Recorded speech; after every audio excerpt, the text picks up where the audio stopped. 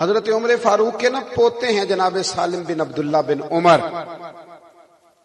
امام ابو نعیم نے لکھا ہے کہ یہ نا طواف کر رہے تھے بیت اللہ شریف کا، بڑے درویش تھے.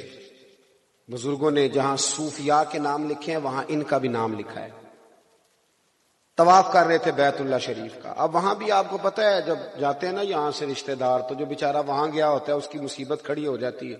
اگر وہ ملنے نہ آیا تو شاید رشتہ داری خراب ہو جائے. وہ اتنا امیر ہوتا تو بیچارہ سعودی عرب ہی جاتا، ادھر ہی کچھ کر لینا تھا اس نے. لوگ معافیاں مانگتے پھرتے ہیں، پیر صاحب میں آ نہیں سکتا، مجبور ہوں، ناراض تو نہیں ہو جائیں گے. بھائی پیر صاحب یہاں پیری مریدی کرنے ہیں کہ اللہ رسول کو راضی کرنے آئے ہیں؟ تو اپنا کام کر جس کام تو آیا ہوا ہے. وہاں جا کے بھی یہ فلسفہ رہے گا، اب نمبر لکھ لکھ کے لے جائیں گے، کیا معنی ہے اس بات؟ تو حضرت سالم بن عبداللہ بن عمر رضی اللہ تعالیٰ عنہ طواف بیت اللہ شریف کا طواف کر رہے تھے تو خلیفہ آ گیا وقت کا. امام ابو نعیم نے اس کو لکھا ہے. بالکل آپ نے جب مکمل کیے نا 7 پھیرے بیت اللہ کے، تو آپ کھڑے تھے دروازے کے سامنے، بیت اللہ شریف کے دروازے کے بالکل سامنے کھڑے تھے. تو آ گیا، السلام علیکم کے بعد کہنے لگا حضور میں امیر ہوں، مکے کا گورنر ہوں، کوئی حکم ہو تو بتائیے گا. توجہ ہے میری بات پر؟ یہی کہتے ہیں نا کہ سیاستدان رئیس وڈیرے، کوئی حکم ہو تو بتائیے گا. تو حضرت سالم بن، اس کا بھی پہلی دفعہ کسی درویش سے پالا پڑا تھا. آپ فرمانے لگے یار کس نے تجھے امیر بنا دیا مکے کا؟ تو بڑا ہی بیوقوف آدمی ہے، بڑا بیوقوف ہے، کس نے تجھے گورنر لگا دیا؟ وہ کانپنے لگا. حضور کیا ہوا؟ فرمانے لگے تو بڑا بیوقوف ہے، کیا بات کر رہا ہے؟ یعنی اللہ کے گھر میں آ کے اور بیت اللہ کے سامنے کھڑے ہو کے بھی میں دنیا داروں سے مانگوں، یہاں آ کے بھی دنیا داروں سے مانگوں؟ شعر سننا، کسی شاعر نے شعر لکھا ہے، اس نے کمال کر دیا. کہنے لگا یہ آرزو کرم اور میں آپ سے کروں، یہ آرزو کرم اور میں آپ سے کروں، یہ بھیک اس کو دیجیے جس کا خدا نہ ہو، یہ بھیک اس کو دیجیے جس کا خدا نہ ہو. میں یہ کیا بات، یہاں آ کے بیت اللہ کے سامنے کھڑے ہو کے بھی میرا ابھی ذہن بنے گا کہ وہ مجھے دے جائے 2-4 ہزار، چل دوڑ جا. وہ کہتا ہے مجھے پیروں تک پسینہ آ گیا. میں نے کہا نہیں بھائی بندے ہیں دنیا میں، بھگا دیا، نکل گیا. اب وہ نا جب حضرت طواف کر رہے تھے تو وہ باہر جا کے، اور یہ یاد رکھ لیں دنیا کو آپ جتنا بھگائیں گے اتنی آپ کے پیچھے آئے گی، یہ اصول ہے. اور جتنا آپ اس کے پیچھے بھاگیں گے یہ آگے دوڑے گی. آپ نے اس کو کہا دوڑ جا، وہ نکل گیا. اب باہر جا کے نا مسجد الحرام سے باہر، جس طرح آج کل لوگ باب عبدالعزیز سے یا باب فہد سے باہر نکل کے کھڑے ہوتے ہیں، وہاں جا کے کھڑا ہو گیا. اور کھڑا ہو کے نا وہاں انتظار کرنے لگا. حضرت سالم بن عبداللہ فارغ ہو کے باہر آئے تو کہنے لگا حضور ایک گزارش کر لوں؟ فرمایا کرو.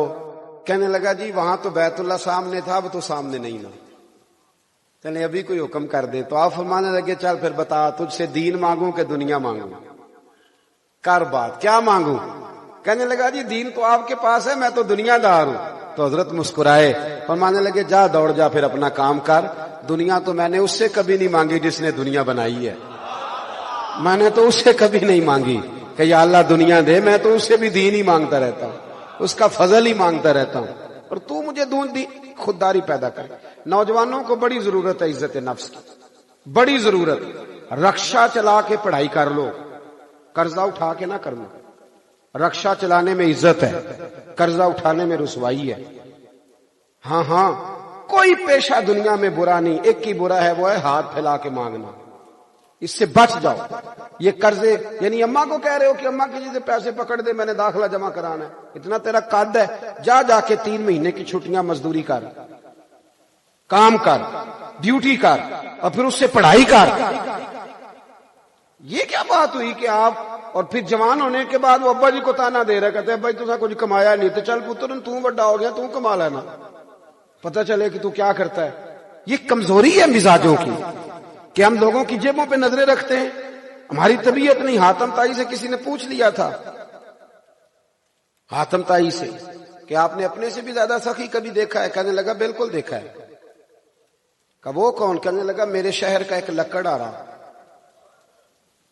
لکڑیاں کاٹ کے بیچتا ہے. مجھ سے زیادہ سخی ہے. کہا کس طرح؟ کہنے لگے ایک دفعہ میں نے سارے شہر کی دعوت پکائی, سارا شہر آیا, تو میں نے سوچا ذرا پتہ کروں کو رہ تو نہیں گیا.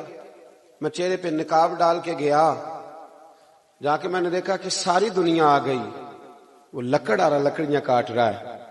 تو میں نے اسے جا کے کہا کہ آپ کو نہیں پتا کہ حاتم تائی کی آج دعوت ہے؟ کہنے لگا بیٹے پتا تو ہے, پر مجھے نا اپنے ہاتھوں کی کمائی کا چسکا لگ گیا ہے.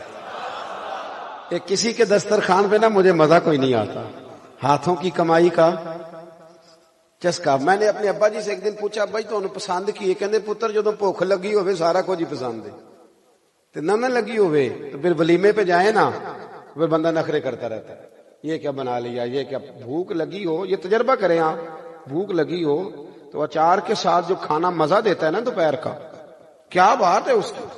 وہ تو دہی کے ساتھ بھی انسان پورا سیر ہو جاتا ہے اور کہتا ہے بڑا مزہ آیا جی آج. اصل بات یہ تھی کہ بھوک لگی تھی اور محنت کی کمائی. اور ایک اور بات بھی, یہ جو آدمی 5 لاکھ روپے کماتا ہے نا مہینے کے, اس کو تو توفیق ہی نہیں ہوتی پیسے دیکھنے کی, وہ تو سیدھے بینک میں جاتے ہیں. وہ تو دیکھ ہی نہیں سکتا کہ میری دولت کدھر ہے, اور بینک سے آگے نکل جاتی ہے. پیسے کماتے ہوئے دیکھنا تو مزدور کو دیکھو, جب اسے شام کو دیہاڑی ملتی ہے نا تو وہ پہلے ہاتھ صاف کرتا ہے, پھر 3 دفعہ بسم اللہ پڑھتا ہے, 3 دفعہ, پھر وہ پکڑتا ہے. اور جو 4000 روپے کی روٹی ریسٹورنٹ میں کھاتے ہیں وہ صحیح شکر نہیں ادا کرتے. شکر تو وہ ادا کرتا ہے جو صبح پونے میں 2 روٹیاں باندھ کے لاتا ہے, اور دوپہر کے وقت تک نا وہ 4 پونا روٹیاں ایک برابر ہی ہو جاتا ہے سارا کچھ.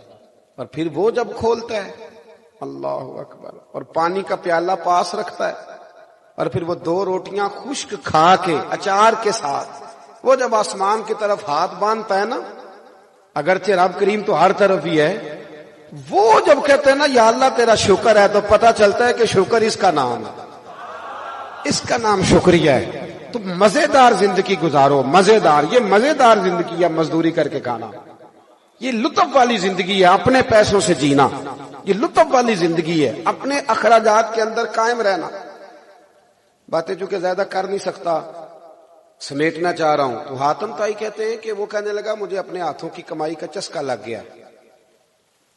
تو فرماتے ہیں کہ میں بڑا متاثر ہوا, واپس آنے لگا تو اس لکڑہارے نے مجھے آواز دی, کہنے لگا بیٹا دعوت پہ جا رہے ہو تم بھی؟